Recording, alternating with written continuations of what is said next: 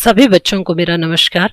बच्चों, आज हम स्पर्श के पद्य भाग की कविता एक फूल की चाह, जिसके कवि सियाराम शरणगुप्त जी हैं, उस कविता का पाठन कार्य करते हुए उसकी व्याख्या इस वीडियो के माध्यम से करेंगे। सियाराम शरणगुप्त का संक्षिप्त जीवन परिचय करते हैं। सर्वप्रथम, सियाराम शरणगुप्त का जन्म 1895 में और इनकी मृत्यु 1963 में हुई थी। राष्ट्रकवि मैथिली शरणगुप्त इनके भाई थे। परिवार से इन्हें कविता के संस्कार स्वतः अर्थात अपने आप ही प्राप्त हुए थे। महात्मा गांधी और विनोबा भावे के विचारों के ये अनुयायी रहे हैं।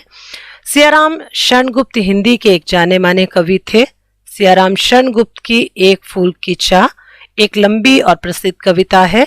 प्रस्तुत पाठ जो हमें पद्य भाग में दिया गया है, उसी कविता का एक अंश मात्र है। पूरी कविता छुआछूत की समस्या पर केंद्रित है। बच्चों, एक मरणासन अछूत कन्या के मन में यह इच्छा उठी कि काश देवी के चरणों में अर्पित किया हुआ एक फूल लाकर कोई उसे दे देता। कन्या के पिता ने बेटी की मनोकामनाओं को पूरी करने का बीड़ा अर्थात जिम्मा उठाया। वो मंदिर के द्वार तक जा पहुंचा और देवी से उसने आराधना भी की, प्रार्थना भी की, पर देवी के स्वर्ण भक्त थे अर्थात उच्च जाति के जो भक्त वहां पर थे, उनकी नजर उस दुखी पिता पर पड़ गई, जिसके कारण उसे जेल की यातना भोगनी पड़ी। लाचार, आकांक्षी मगर अछूत पिता के साथ कैसा सलूक किया गया, इसका वर्णन कवि सियाराम शरणगुप्त जी ने अपनी इस कविता में किया है कि क्या वो अपनी बेटी को फूल लाकर दे सका। कविता का यह मार्मिक अंश जो हमें स्पर्श के इस पद्य भाग में दिया गया है, यह हमें उसके विषय में बताता है। तो आइए बच्चों, सबसे पहले इस कविता के कुछ कठिन शब्द और टिप्पणियां करते हैं, जिसके करने के पश्चात इस कविता को हमें समझना और सरल हो जाएगा। उद्वेलित, यह हमारा पहला शब्दार्थ है। उद्वेलित का अर्थ है भाव विहल अर्थात भावनाओं से व्याकुल। अश्रु राशियां अर्थात आंसुओं की लड़ी। महामारी, बड़े स्तर पर फैलने वाली बीमारी। प्रचंड का अर्थ है तीव्र। क्षीण का अर्थ है दबी आवाज या कमजोर। मृत वत्सा का अर्थ है जिस माँ की संतान मर गई हो। रुदन का अर्थ है रोना। दुर्दांत का अर्थ है हृदय विदारक अर्थात हृदय को पिघलाने वाला, जिसे दबाना या वश में करना कठिन हो ऐसा दुख। नितांत का अर्थ है बिल्कुल अलग या अत्यंत। और कृश का अर्थ है पतला, कमजोर। रव का अर्थ है शोर। तनु का अर्थ है शरीर। ताप, तप्त का अर्थ है ज्वर से पीड़ित। शिथिल का अर्थ है कमजोर या ढीला। अव्यय का अर्थ है अंग। और बिहल का अर्थ है दुखी, बेचैन। स्वर्ण घन का अर्थ है सुनहले बादल, जो सुनहरे रंग के बादल होते हैं। ग्रसना का अर्थ है निगलना। और तिमिर का अर्थ है अंधकार। विस्तरण का अर्थ है फैला हुआ। सरसिज का अर्थ है कमल। रविकल जाल का अर्थ है सूर्य किरणों का समूह। अमोदित का अर्थ है अनंतपूर्ण। अविश्रांत का अर्थ है बिना रुके हुए लगातार। ढिकला का अर्थ है ढेला गया या धकेला गया। सिंह पौर का अर्थ है मंदिर का मुख्य द्वार, जहां सिंह बने होते हैं दुर्गा के मंदिर के बाहर। परिधान का अर्थ है वस्त्र। सुचिता का अर्थ है पवित्रता। कंठ क्षीण होना का अर्थ है रोने के कारण स्वर का क्षीण या कमजोर हो जाना। प्रभात सजग का अर्थ है हलचल से भरी सुबह।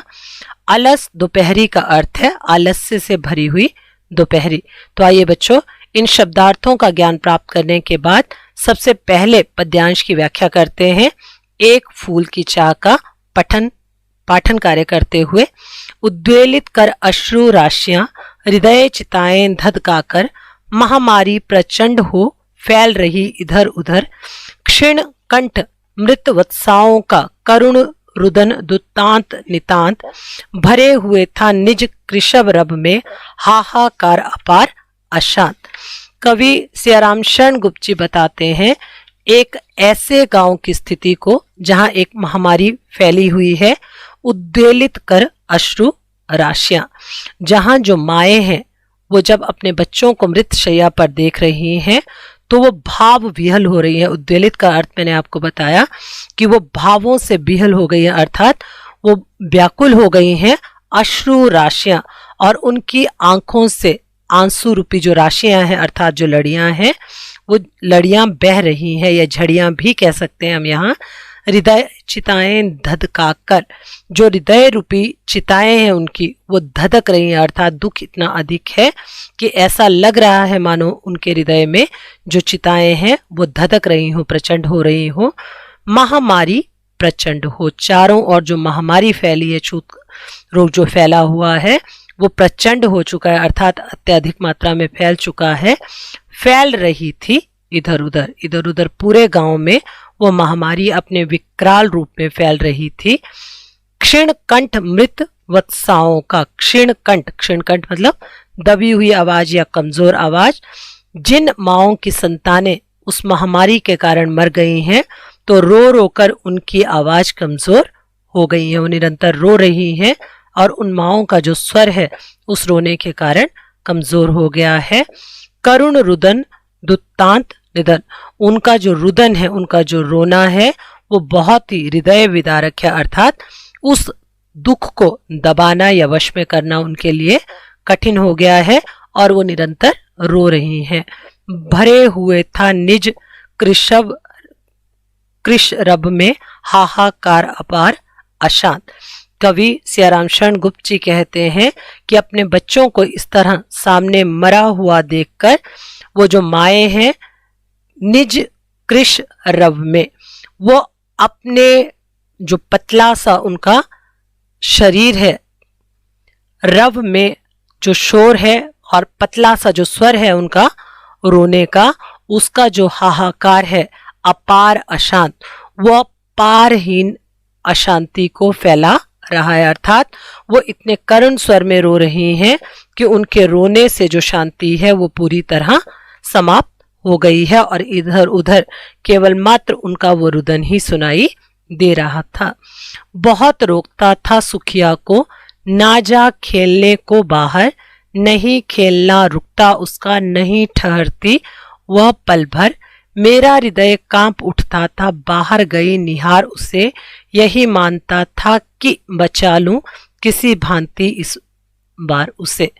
कवि सियाराम शरण गुप्त कहते हैं कि वो जो पिता है वो इतना मजबूर है, वो जानता है कि बाहर महामारी फैली है, वो अपनी बेटी सुखिया को हर बार बाहर जाने से रोकता था ताकि वो बीमारी उसको संक्रमित ना कर सके, उसको ना लगे। ना जा खेलने को बाहर, वो अपनी बेटी सुखिया से कहता कि बेटा बाहर खेलने के लिए मत जाओ, नहीं खेलना रुकता उसका, पर सुखिया चंचल थी, उसका खेलना नहीं रुकता था और वो पिता की बात को सुने बिना घर से बाहर खेलने के लिए चली जाती थी। नहीं ठहरती वो पल भर का अर्थ है क्षण भर भी वो घर के अंदर ठहरती अर्थात रुकती नहीं थी। पिता कहता है मेरा हृदय कांप उठता था, मेरा जो मन है वो इस भय से कांप उठता था। बाहर गई निहार उसे, उस निहार होता है देखना, बाहर जाता हुआ उसे देखकर मेरा मन इस शंका से कांप उठता था कि कहीं वह महामारी से ग्रसित ना हो जाए, महामारी उसे पकड़ ना ले। यही मानता था कि बचा लूं किसी भांति इस बार उसे। मेरा पिता का हृदय हर बार यही सोचता था उसके बाहर निकलने पर कि मैं उसे किसी तरह से मना लूं और इस बीमारी से ग्रसित होने से बचा लूं, किसी भांति किसी प्रकार से मैं इस बार उसे बचा लूं। ये सोचते सोचते मेरा हृदय कांप उठता था।